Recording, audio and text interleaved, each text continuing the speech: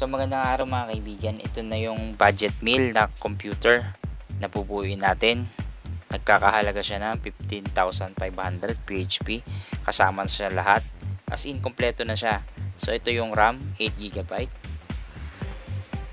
ito naman yung SSD for storage for 80GB, ito naman ang ating processor, ang Athlon 200GE, ang ating motherboard, ang Asus Prime A320MK. Tas ang ginamit ko lang sa kanya ay generic na case kasi budget meal lang, at generic yung power supply. 700 watts yung kasama niyang power supply. Tapos ito yung HKC BA panel 21.5 inch. So guys, yan nakikita nyo yung case, cute siya, maliit lang, may kasama ng power supply. At ang kagandahan sa case na to, may cable management siya sa likod. So makikita nyo dito sa video, pinas forward ko na siya. So papakita ko kung paano ko ayusin yung cable niya. So i-cable management natin siya. Habang ginagawa natin yan, sasabihin ko lang na hindi ko ni-recommend din sa customer ko na gumamit ng generic na PSU. Kaso budget talaga siya at kailangan niya ng mas mura, so no choice na. Nire-recommend ko din yung second hand true rated power supply, kaso ayaw niya ng second hand. At saka sa bagay guys, meron din namang talagang mga pagkakataon na hindi agad nasisira talaga yung PSU na generic.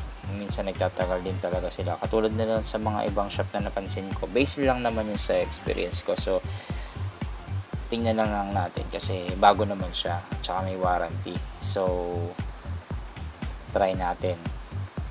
Tsaka guys, lahat naman ng pyesa nito bago, so pag nasira may warranty. So guys, to ikakabit na natin yung board, ayusin na natin siya. So unang gagawin nyo guys, lagi board then processor. Bago ba na kayo humawak sa mga ganan, mag-discharge muna kayo, hawak muna kayo sa mga metal. So ngayon nagawa ko na yon. So ito yung processor. So titingnan nyo lang yung socket kung tugma. Meron kasi yung arrow, tingnan nyo yung arrow, tapos yun, may papasok nyo na siya. Pag hindi naman kasi siya sakto, hindi siya magpipit. So ito guys, tapos pagkalagay nyo ng processor, i-clip nyo na siya para sa lock, ilalak nyo yung processor. So yun, nakikita nyo guys, tinuro ko yung part na meron siyang triangle na parang arrow. So yan. Tapos ito yung heatsink niya, yung stock heatsink, medyo maliit lang. Magandahan lang sa Athlon kasi tested ko na to. Mahina siya sa power consumption, pero malakas yung processor niya. Compare mo sa mga previous na mga AMD na CPUs tulad ng mga A series. Malakas din naman A series, pero iba yung Athlon iba yung nabibigay niyang lakas sa halaga niya na 1.9. At saka mas powerful yung graphics niya kaysa dun sa R7 na mga A series na 4 core na may R7 GPU.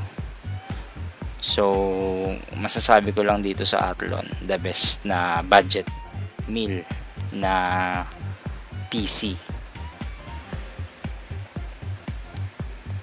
So guys, minimize ko yung mga cable para mas magandang tingnan. So makikita nyo dito yung ginagawa ko sa cable nung pan. Nilagyan ko pa siya ng Sanrio para hindi siya masyadong makalat tingnan. Tapos ang ilalagay ko nga pala ditong RAM ay yung Crucial na 8GB na 2666 na frequency. Single siya, single na 8GB.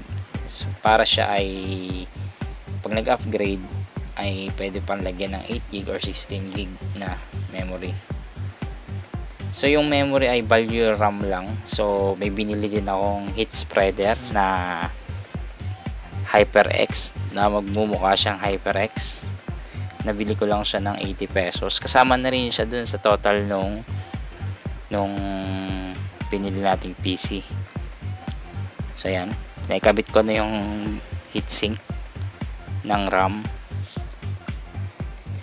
So guys, ang purpose ko dito ay para pakita sa inyo na sa budget meal na 15,500, kasama na rin pala doon yung pamasahe ko kasi sa mall ko to binili. Yung iba naman kaya mahal kasi may shipping fee. Kung walang shipping fee yung Lazada, mas mura ko makukuha yung monitor kasi yung monitor may shipping fee na 100 pesos. So dapat 3,640 lang, naging 3,740. Tapos yung mga SSD may shipping din. Yung binili kong headset may shipping din, may 65 pesos na shipping fee. So in total talaga, kung walang pamasahe at walang shipping fee, so aabot lang siya ng, pagpalagay na natin na 15,000 flat. Yun lang estimated ko.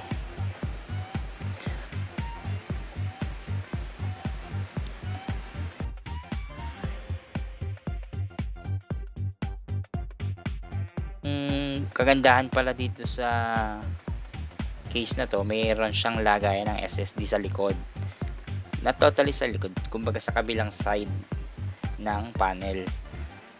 Yung sa mismong pinagkakabitan ng motherboard, sa likod niya meron siyang SSD slot.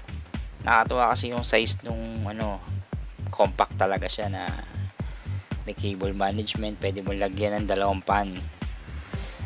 So ito nga guys, dahil nga generic lang yung power supply, ay kasyang-kasya sa likod sa cable management. Tapos yung SSD nilagay ko doon sa part na baba kasi yung likod ng processor sa may bandang taas ay masyado mainit. Umiinit kasi siya, lalo na kasi AMD. Alam naman natin na AMD mainit. Pero yung Athlon, sakto lang yung init niya. Hindi katulad talaga ng mga previous na AMD processors, napakainit.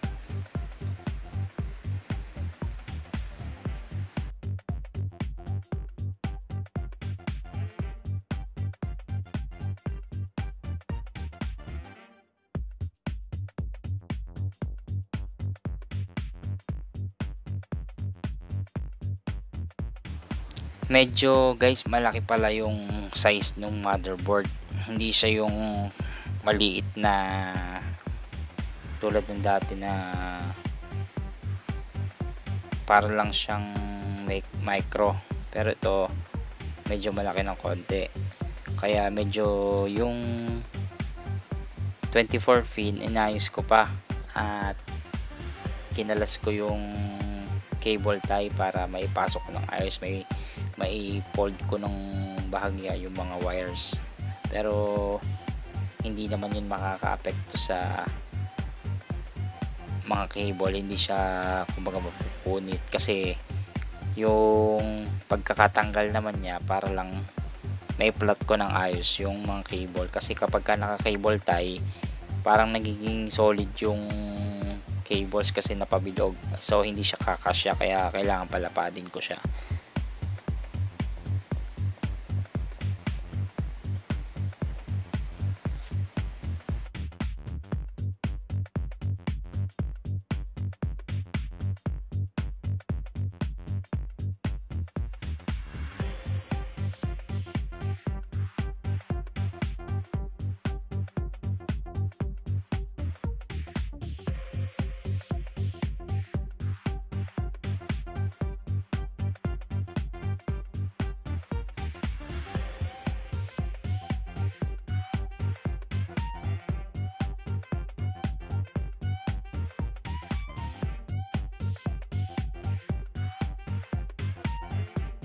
So guys, pasensya na kayo, hindi lang talaga ako professional pagdating sa pag-aayos ng cable sa likod. Kumbaga basta hindi kita, okay na sa akin yon. Kumbaga basta yung nakikita maganda ang itsura.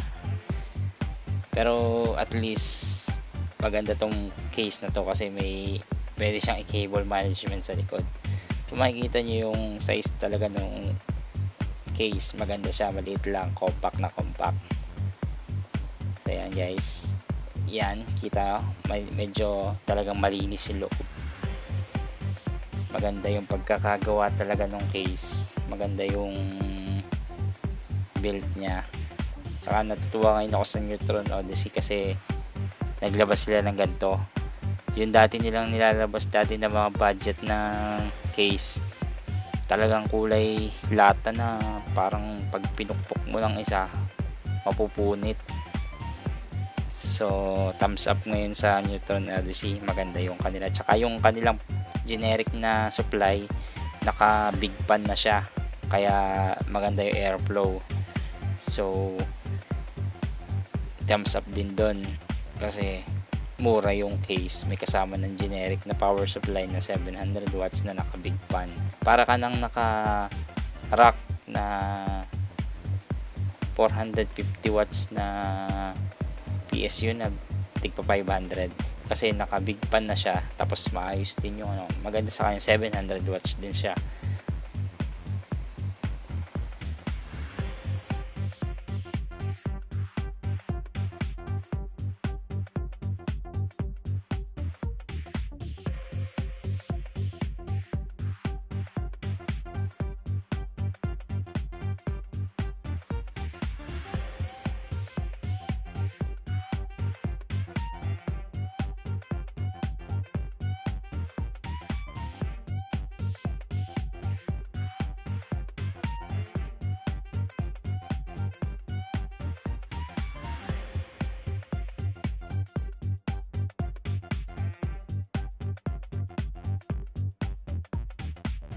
Guys, natapos ko na siyang buuin. So i-test natin kung mabubuhay siya. So yan, pinindot ko na siya. Okay, nabuhay na yung process, yung system unit. Then lumabas na, nag-appear na yung display. So tingnan natin kung anong kalalabasan. Yan guys, nakapasok na ako sa BIOS. So it means working na yung item, okay na siya, goods na siya.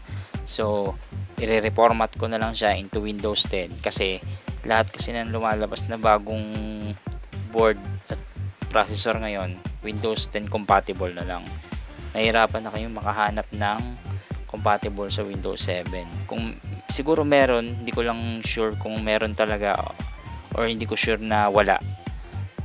I-explore nyo na lang yung YouTube kasi marami kayong matutunan sa YouTube.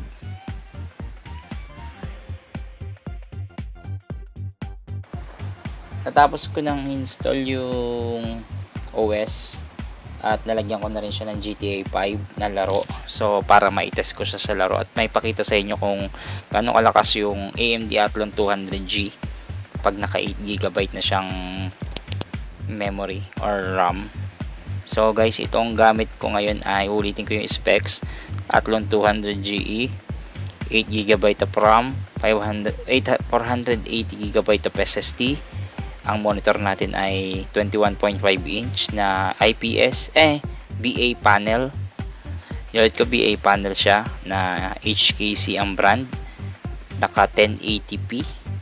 Tapos HDMI cable ang kasama niya sa loob. So pangit lang dito sa monitor na to, wala siyang 3.5mm jack na kalimitang meron sa mga HDMI compatible na monitor. So makikita nyo guys yung takbo ng GTA 5 dito, smooth naman siya at saka playable siya. So ito yung pinili kong specs para sa client ko kasi pag nag-upgrade siya in the future ay pwede siyang mag-upgrade. Pwede nyo gawin 16GB kasi 2 slot lang yung pwede dito sa RAM, or benta nyo yung 8GB then dalawang 16GB ang iput nya.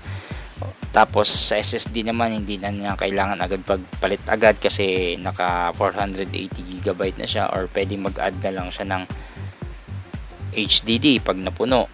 Tapos pagdating naman sa processor, pwede siya mag-Ryzen kung mag-Ryzen siya na 2200G or 3200G. pwede rin namang maglagay siya ng GPU at gumamit siya ng Ryzen na walang APU or GPU na kasama sa processor. So yun ang mga options na pwede niyang gawin.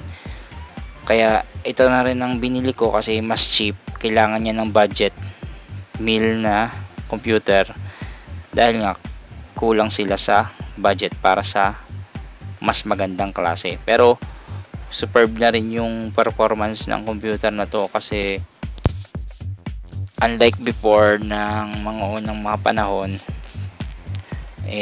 talagang mababagal yung mga HDD tsaka mababagal yung processor ng AMD. Ngayon naman competitive na sila, kaya okay na tong gantong klase ng setup ngayon guys. So hopefully maging